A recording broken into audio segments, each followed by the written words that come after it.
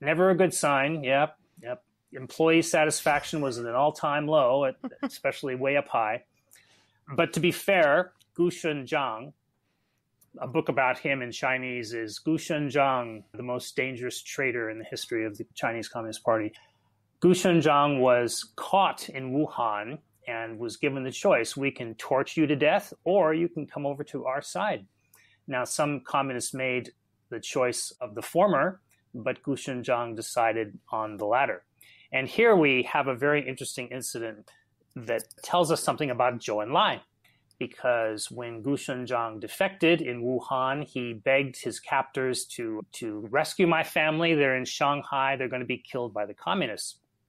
They were a little bit slow at that, and Zhou Enlai coordinated the effort to murder the entire family, minus one baby who was left alive, and their bodies were buried under the bricks in some place in Shanghai, and was only discovered when the smell became too strong. Anyway, after that, things kind of fell apart in the cities. Their networks were largely rounded up by the nationalists. And indeed, if you look at some statistics that are put out by the nationalists, in 1931, they caught several thousand people. In 1932, they caught twice as many people. These are communists in general, Communist Party members in general, but also a lot of spies.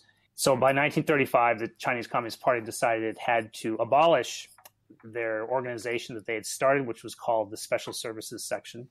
And it all reverted to the control of the people in the Red Army area in Jiangxi, because this is where everybody fled to, who could flee anyway.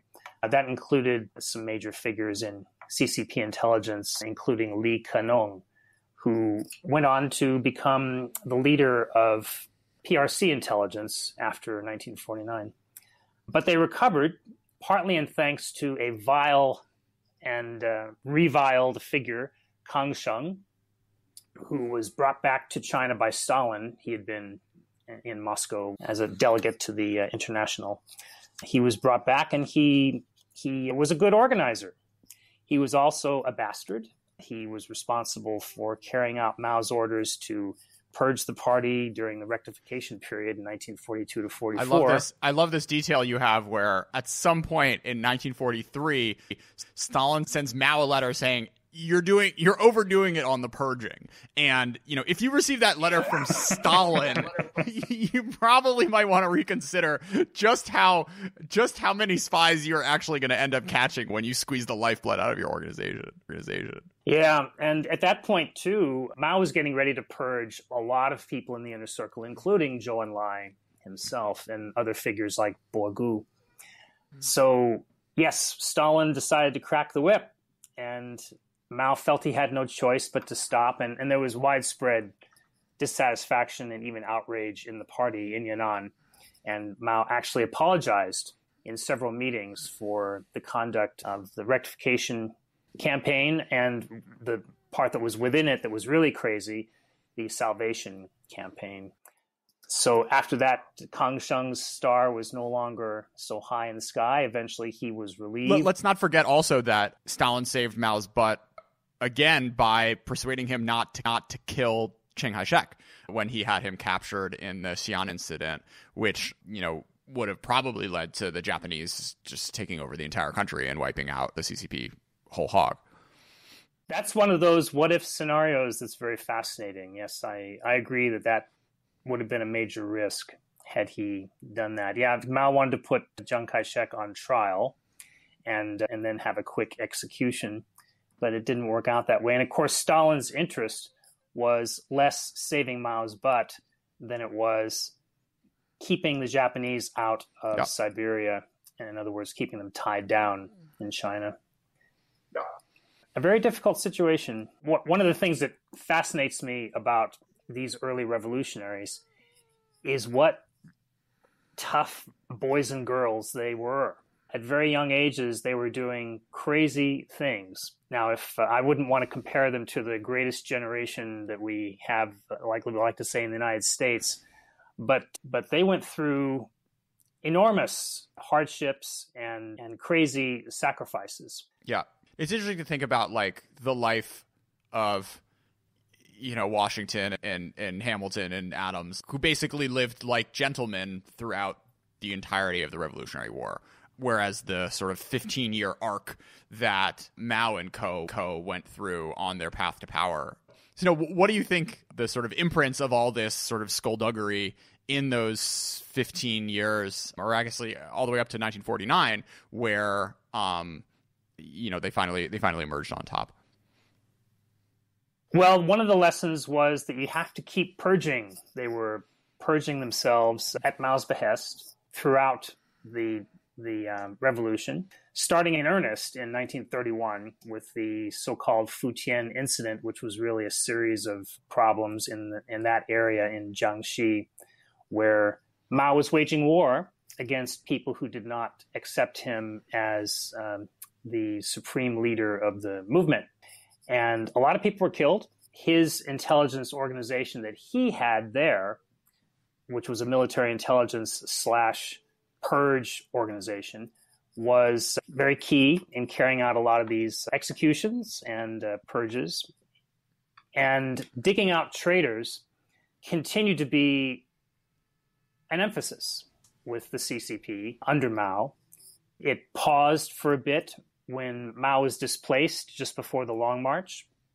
But of course, during the Long March at the Zuni conference in late 1934, things changed because the consensus was that the military strategy up to that point had failed. We're being slaughtered. We need to go back to a guerrilla warfare type approach. And Mao went out there, and he didn't become the supreme leader there.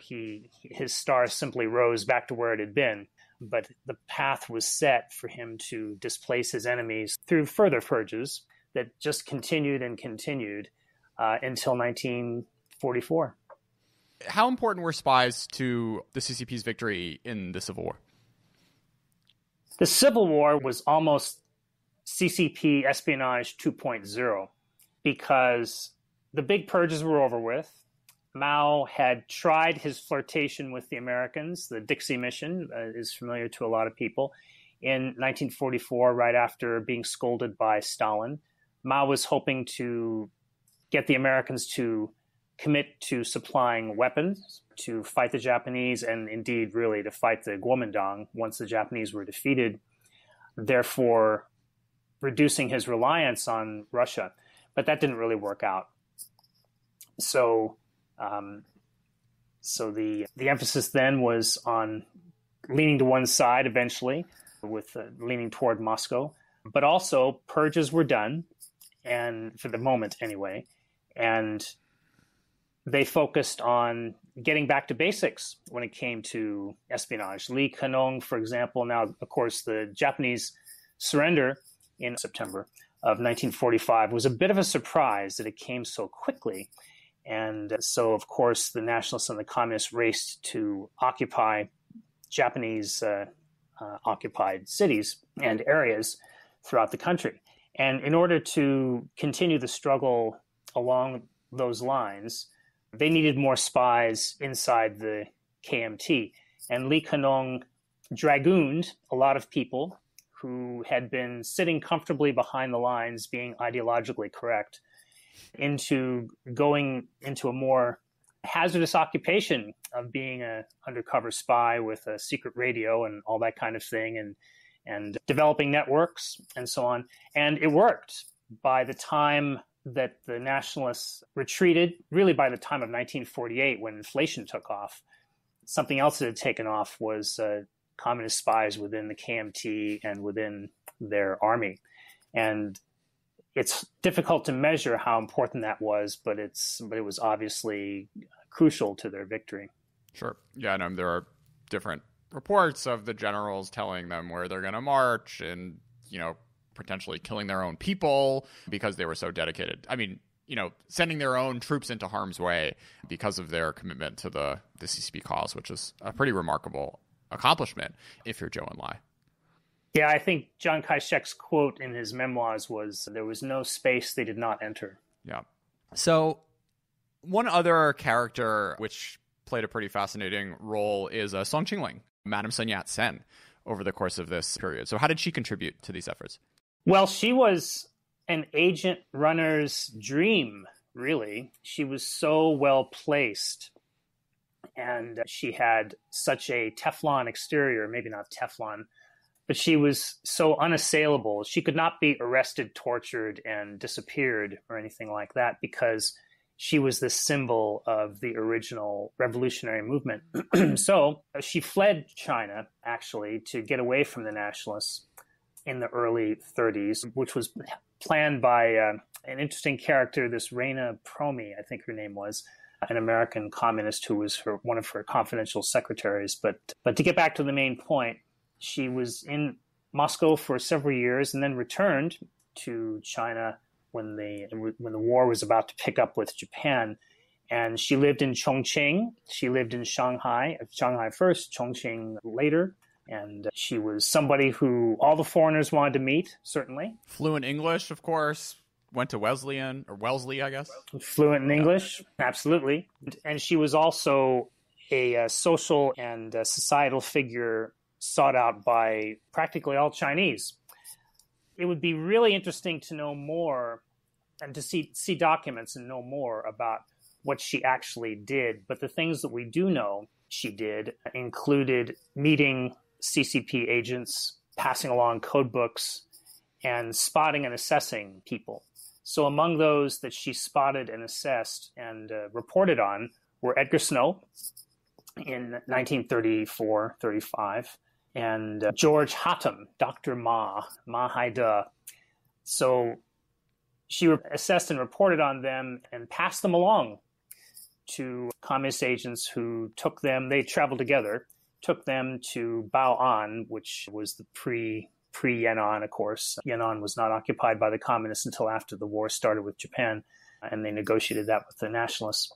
And, of course, that led to what I would call the CCP's first international influence operation of great success, the book Red Star Over China. Of course. Song Qingling's house you can visit in Beijing. It's right off Hohai.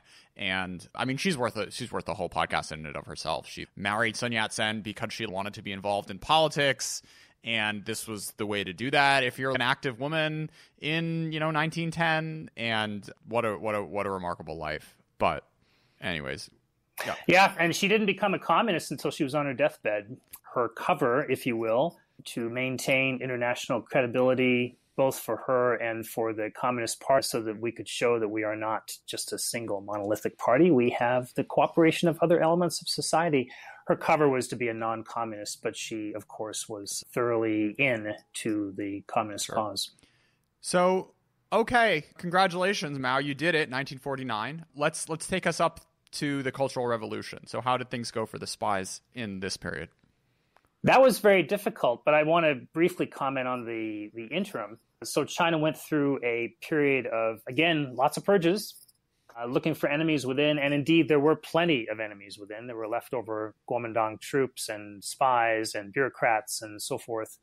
And they were dug out during numerous campaigns starting in 1950.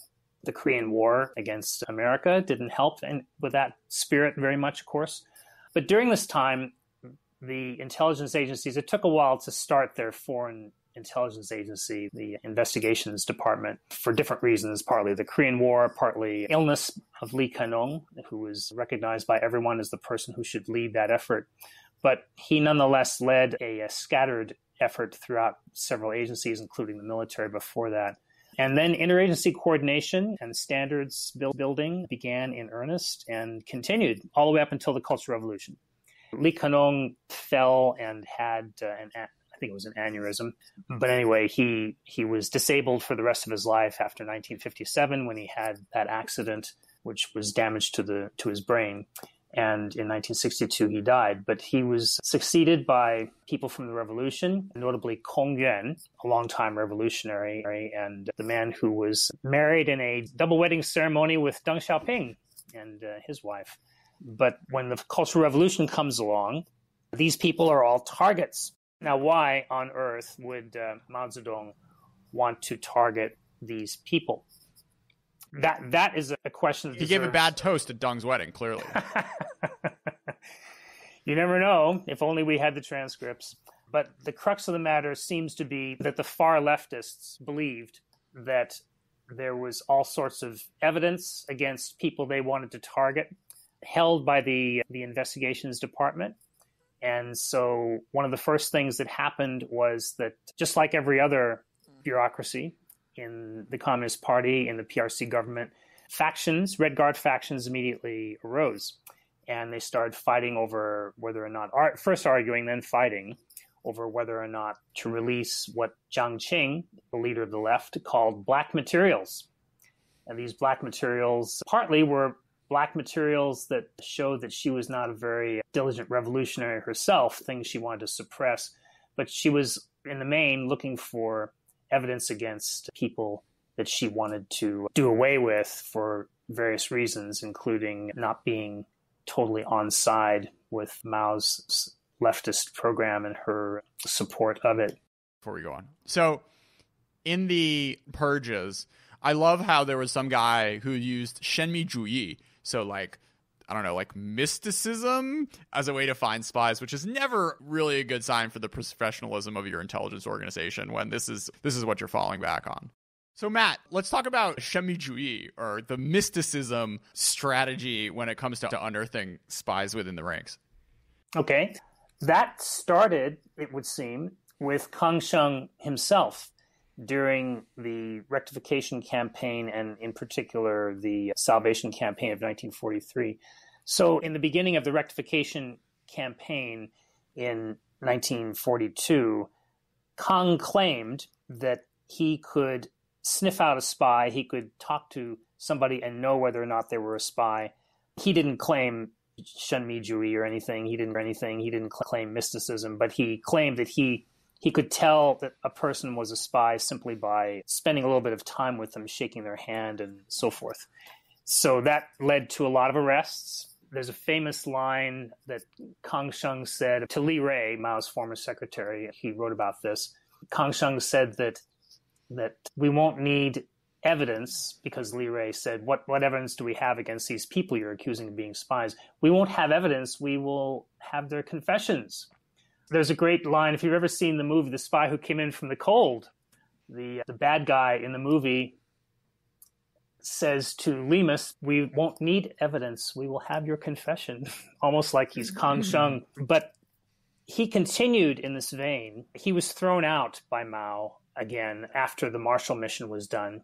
In late 1946, he was relieved of his duties and had probably been de facto relieved before that.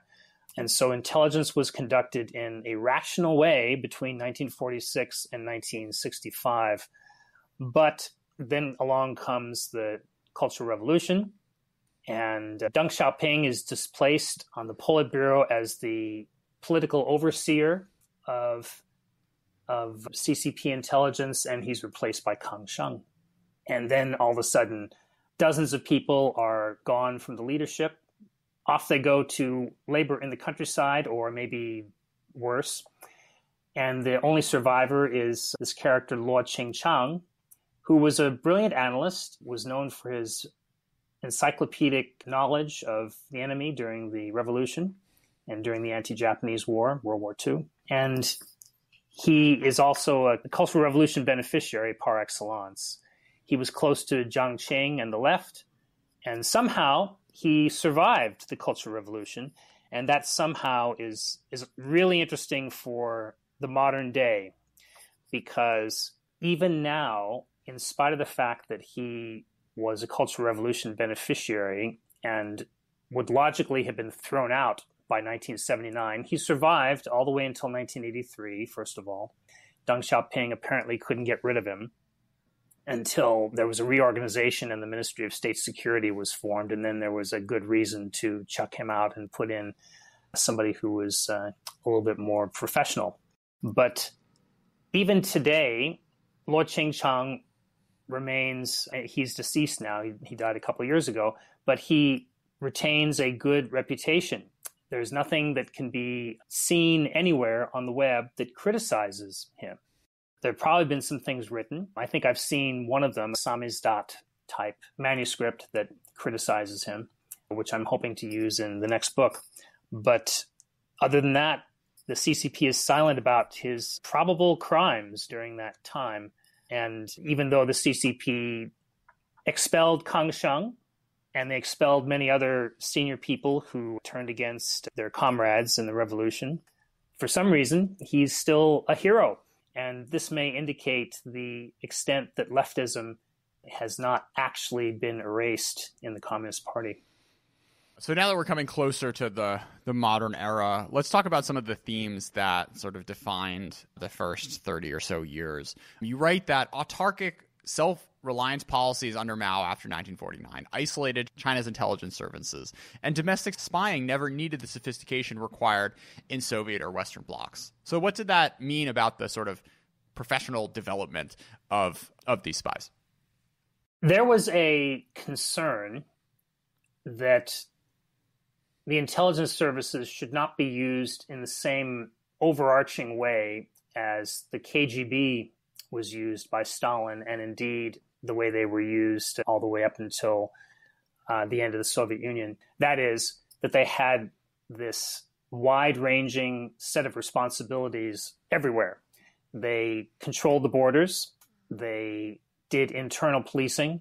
Their different directorates had many different functions, and of course they had the Foreign Intelligence Service as well. However, with foreign intelligence for the CCP, they kept a leash on it. They didn't do much internally. They were employed overseas, and they were largely in embassies, but they were also running some very successful operations like the Jin Wudai, the Larry Wu Tai Chin operation, which lasted all the way from 1947 until he retired from a part of the CIA in 1983, and he was caught in 1985. But they were limited. They did not have the reach that they have today, and I can't really explain much beyond that. I think that requires a lot more study to more fully understand. So, Matt, before we go into Reform and Opening Era, we can't miss talking about the Princess Kashmir bombing case, which I learned about for the first time in your book. So what the hell was going on with this?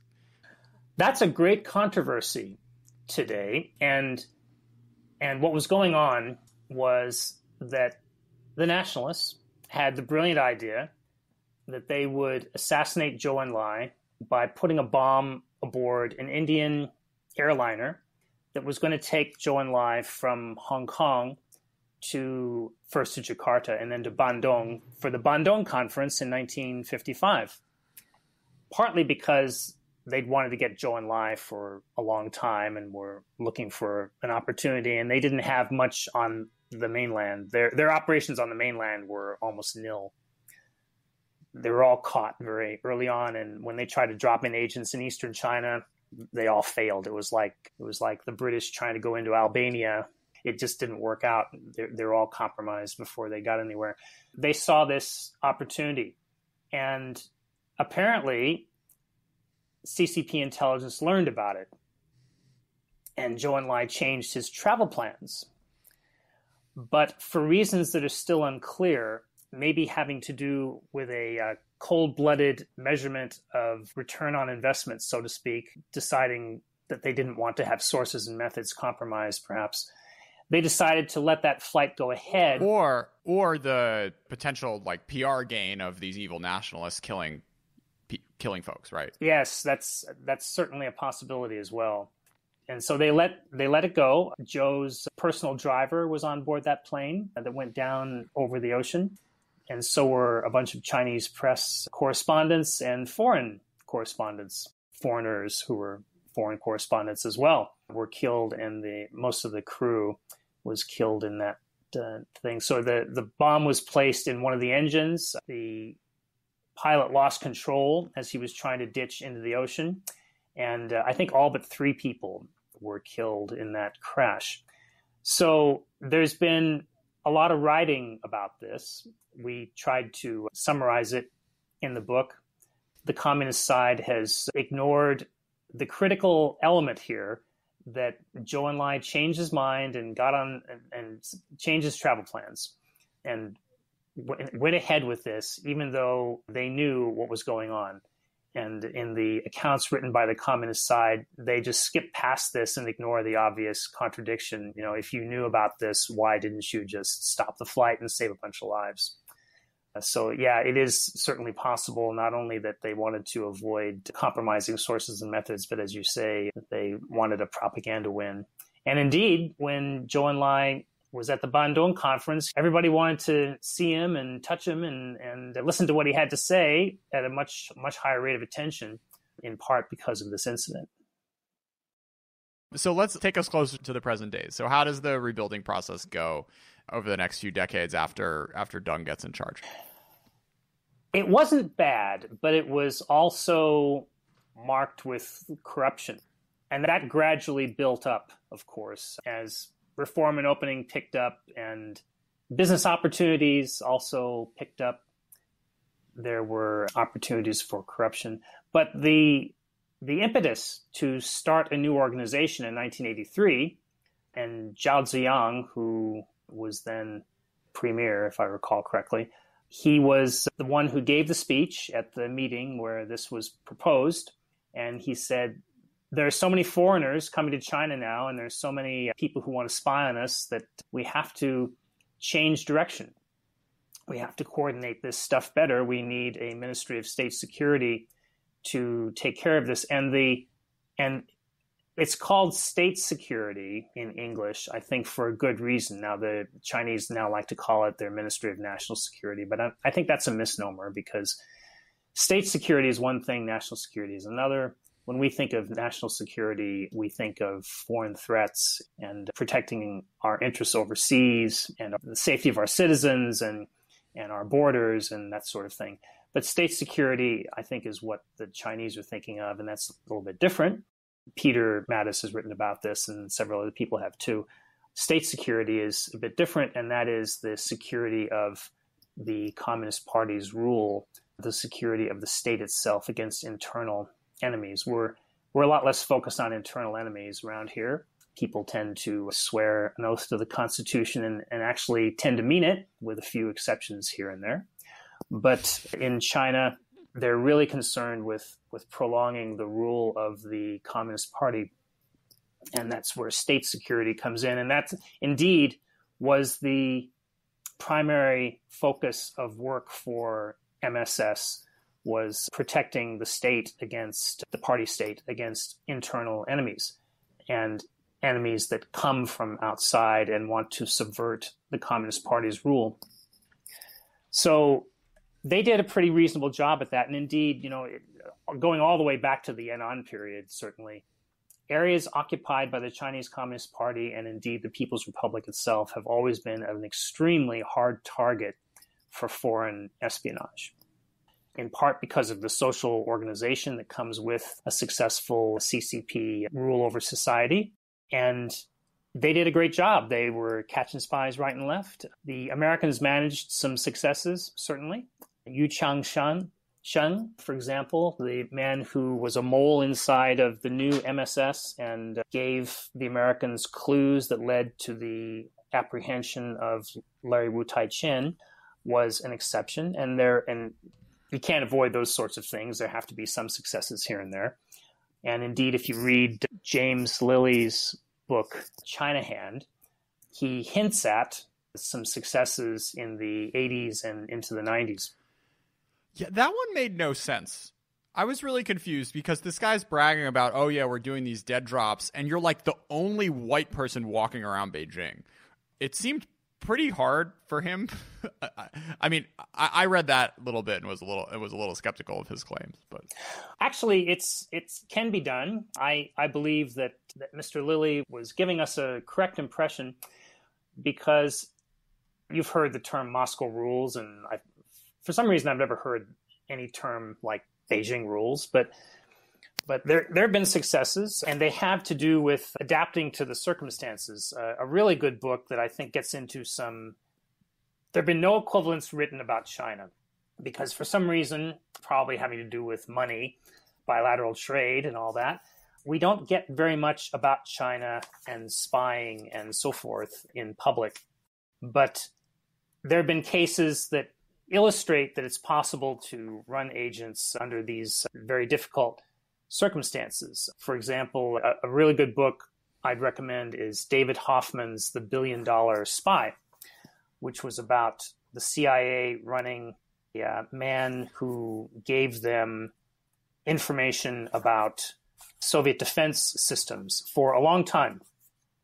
And there's stories in here, for example, about a group of 4 people, 2 CIA officers, 2 spouses, getting into a car, and they have that famous blow-up, pop-up doll device, whatever it's called, that sits in the front seat and looks like a person.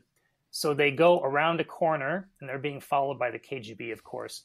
They go around a corner, they come to a screeching halt, the man in the passenger seat gets out, and up comes the blow-up spy doll. And then off they go. And he hides in a doorway, and the KGB goes past him, and hey presto, he's out there not being tailed. And he goes to his agent meeting. So they've developed these sorts of things, and of course these spy versus spy competitions go on, and they managed to have some successes. Now, of course, in 2010 to 2012, something north of 20 people who were CIA agents, that is, spies being run by CIA officers, local people, were rounded up and shot in the back of the head by the Chinese side, which is an interesting thing beyond the tragedy itself. It's very interesting that the Chinese side sees spying as this existential threat that must be stamped out with all cruelty and efficiency. Whereas in this country and in other Western countries, spies are a nuisance. We catch them, we put them in jail. We even have a prominent individual who is running an organization that advocates for helping people who are spies to come out of the closet, confess, and be treated with leniency, the noir.usa. We view it as something where somebody should be put in jail and reformed and then released, or maybe traded away to the other side. But the Chinese want to stamp them out, which is a legacy of the revolution. So another legacy of the revolution is this sort of tension between red versus expert, which we've talked about a little bit in the Cultural Revolution context. But you write that intel units are bastions of faith in the CCP to the detriment of their effectiveness. And unlike in the West, where intelligence organizations, for the most part, are sort of positivist and just trying to understand what's going on around the world, the analysis that goes on within the CCP is more Marxist, where the goal is to find stuff that confirms whatever you already believe about your theory of the central global contradictions and how you expect them to be resolved. So how is this dynamic played out? I think it's just as much of a human thing as it is a Chinese communist thing. And the reason I say that is that here in the United States, for example, there are things that a politician must say in public and there are things that they might say in private that if they become public, become scandalous, even if they are realistic things, because we're a democracy and we have voters who are lightly informed in many cases, and these lightly informed voters are offended sometimes if you talk too realistically about international affairs. But in China, the sort of equivalent, and I don't want to say that they're the same at all, but the human equivalent is that in party circles, Marxist values are sacrosanct. And so the reporting that comes out of the intelligence community has to recognize these sacred cows. They have to recognize the inevitable decline of capitalism, this sort of thing, the triumph of socialist values once people are shown the way. And so when intelligence analysis is done, they have to recognize these sacred cows, and they can't really stray beyond them. However, Peter's done some work where he has found that some of the reporting is done semi-privately. That is, that an analyst will give a minister a eyes-only type intelligence analysis that is a little bit more realistic. As well, what the MSS does is they try to, we have an example in the book, they try to recruit people to write analyses for them on questions that they're interested in, and that isn't always to suborn them and blackmail them and turn them into agents against their own countries. Sometimes it's just to get an unvarnished opinion that they can present as a foreign view. And indeed, I did think that one was really funny. There was some ex-army intel officer or something, and then he was getting like $1,500 checks to write 10-page reports, which 10 other think tanks they could just Google for this sort of information, which, you know, is enough to land you in jail if you are selling that analysis to the party. So everyone, all your listeners out there, be wary of your LinkedIn inboxes, because you never know who might be on the other side of your surprisingly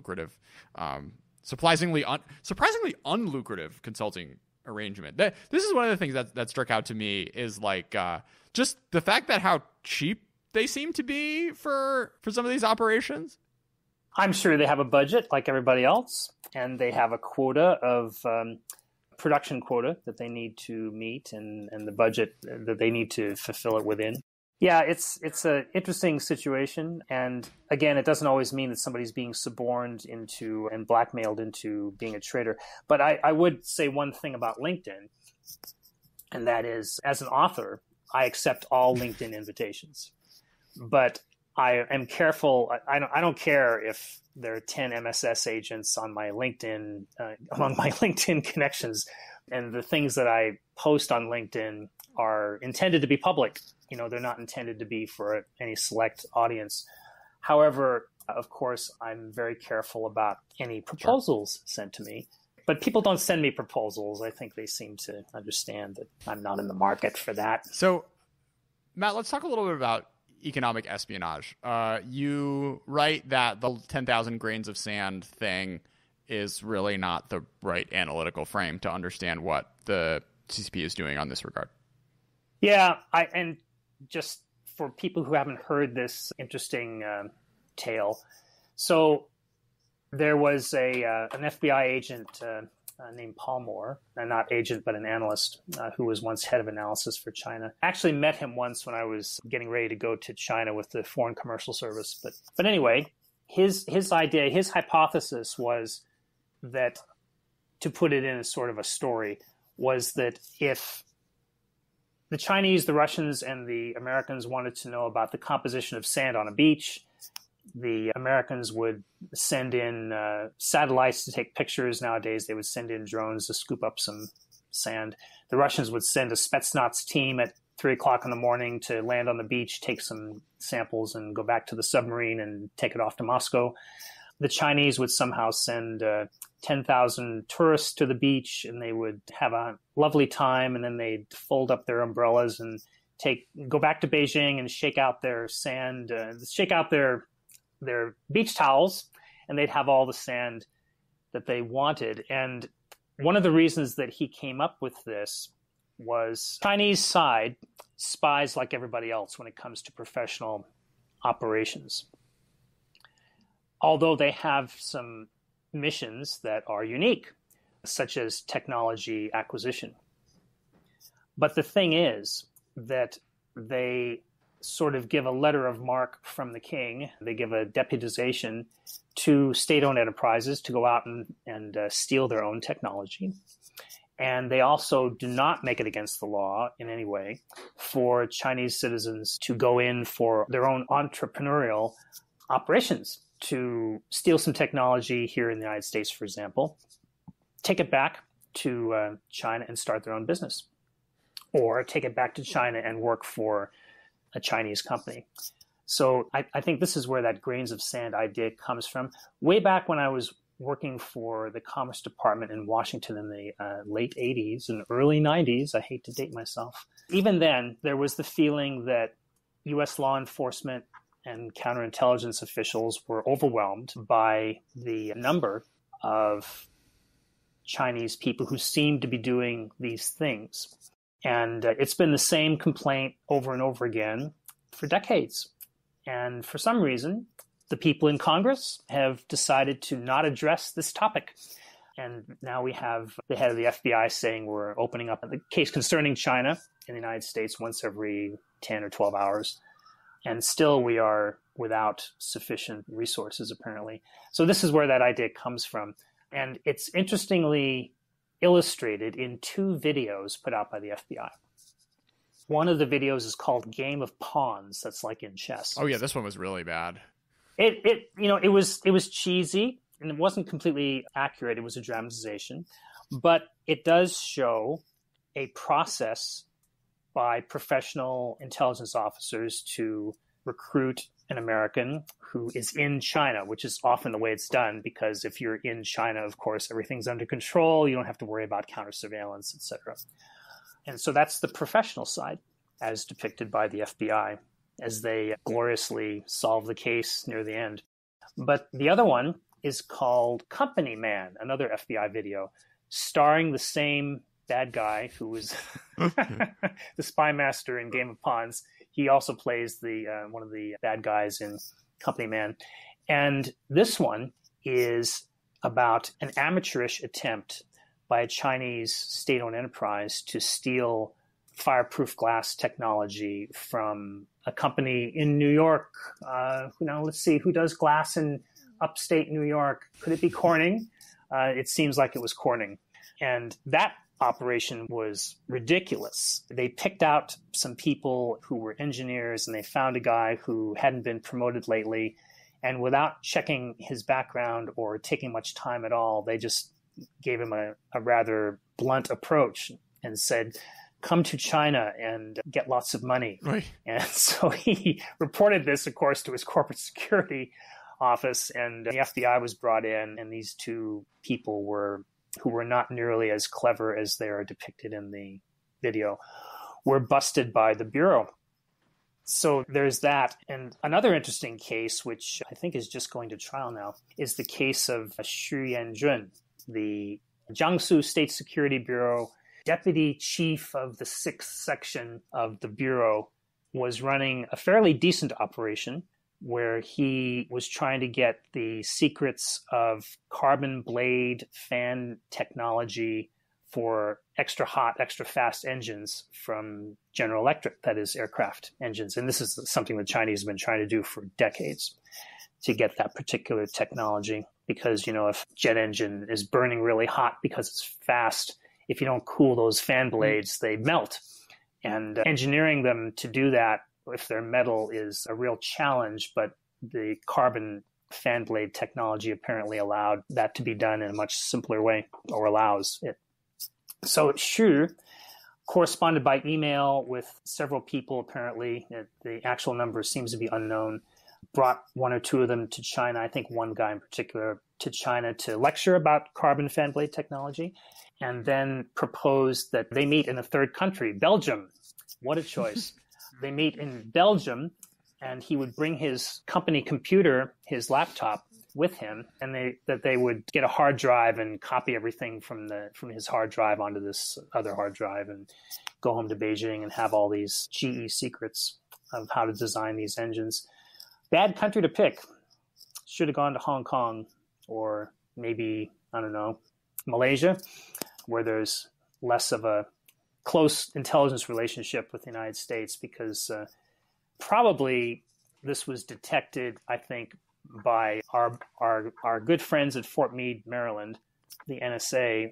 I'm just guessing here, that they figured this out, reported it, gave it to the Bureau, and then liaison was made. And when Xu landed in Belgium, he was nabbed and quickly sent to the United States. And interestingly, the Chinese side did not make a big deal out of this.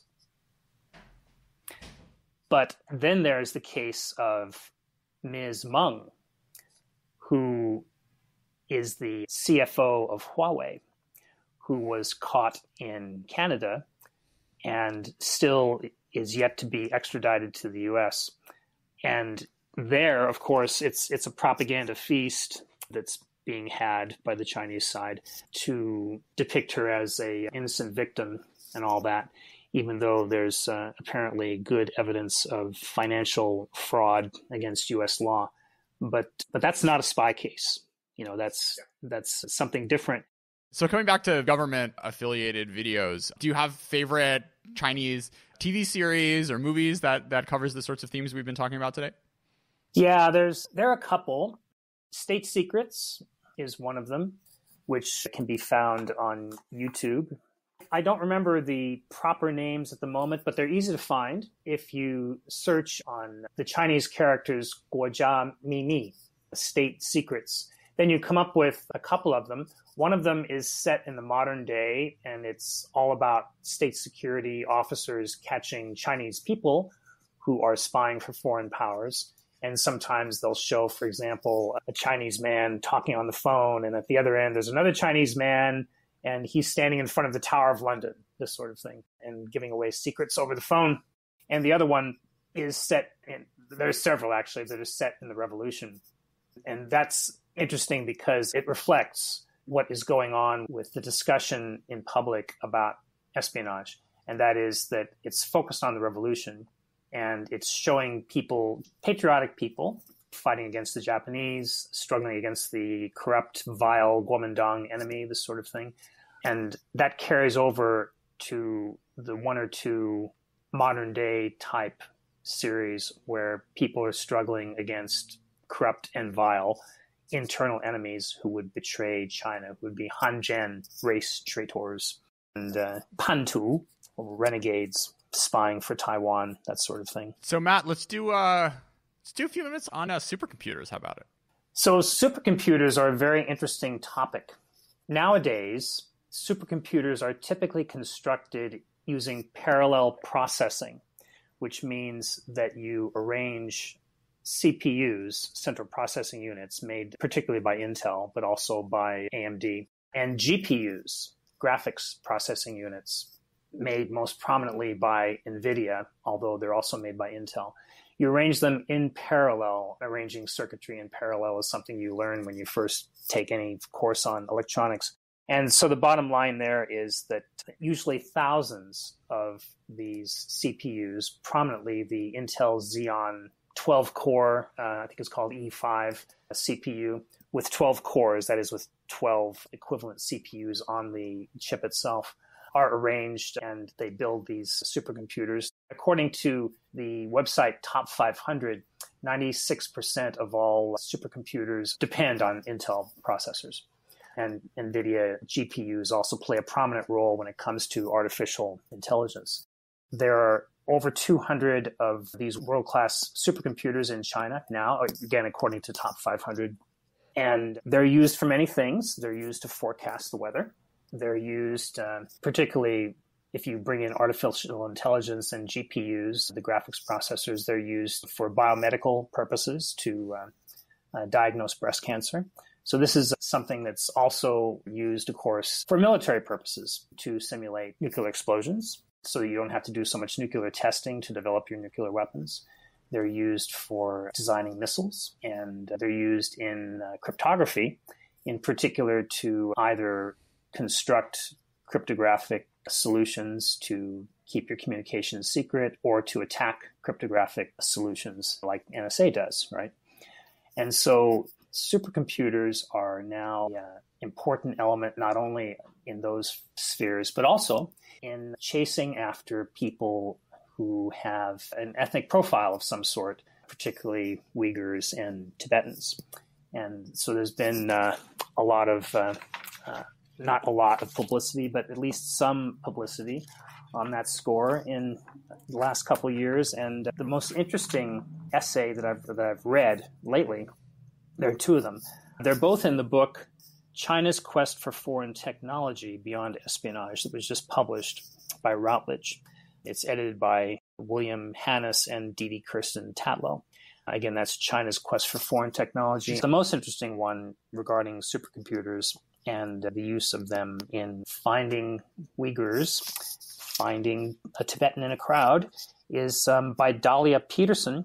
It's called Foreign Technology and the Surveillance State. And she documents using Chinese sources where people have written in China about the glories of NVIDIA GPUs and Intel CPUs. She documents how this infrastructure to track people by ethnicity has been built in Xinjiang. And it gives us a peek, I think, into the future of what China will look like and how this sort of activity will proceed. Back in the Obama administration, in I think it was August of 2014, they initiated controls because before that, anybody could sell practically anything to any consignee in China, including a military consignee, to build a supercomputer. That included Intel.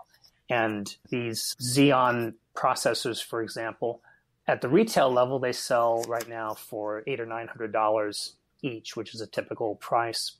Of course, through the channels to computer manufacturers and other big purchasers, they cost less, about half as much probably, maybe $400 or $500 each. Well, you do the math, and $400 or $500 times 1,000 or 2,000 for the number of CPUs that go into a supercomputer is big revenue. And so that was allegedly controlled in 2014, 2015 by the Obama administration, where they required an export license to make such a sale to China that would have to be considered before it was granted. The Trump administration has tried to control it too, but I'm not seeing evidence that the sales have actually stopped.